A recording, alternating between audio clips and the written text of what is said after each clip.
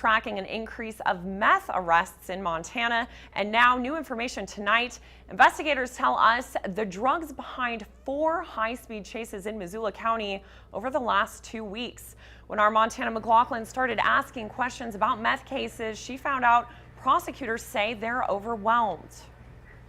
Yeah, Taylor, people in our newsroom even know that 4 high-speed chases in 20 days is unusual. Here's what we've been following. The first arrest was of 3 suspects who were arrested in a chase that wrecked several law enforcement vehicles. Then Alan Newmiller was detained after police say he stole a Jeep and ran them across town. Next, county officials say Mary Hansen nearly ran over pedestrians on a popular walking trail. And finally, Amy Johnson. Deputies say she went over 100 miles an hour the wrong way on I-90. Officials say a meth needle was still in her arm when deputies pulled her from her car. Now, Deputy Attorney Jason Marks tells me he blames it on the drugs that are coming into town from Mexico.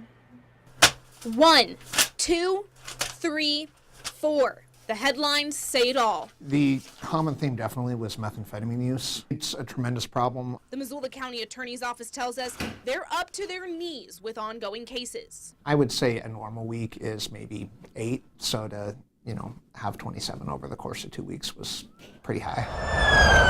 The pursuits are also taking a toll on local law enforcement's resources. For one thing, pursuits are not fun.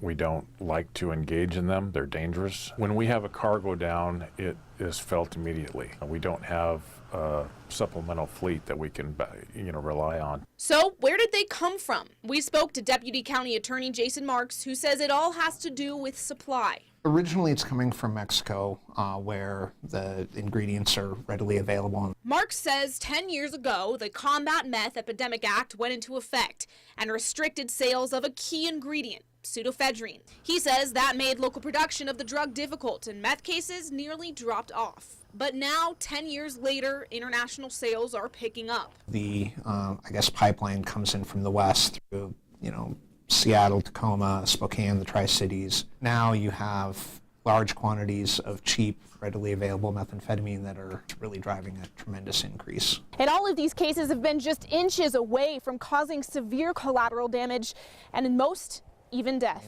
There's a lot of close calls in these cases, and it just takes something going a little bit differently before either they're killed or, they go head on with somebody. Now, investigators worry those 4 chases in 20 days are just the symptom of a growing problem.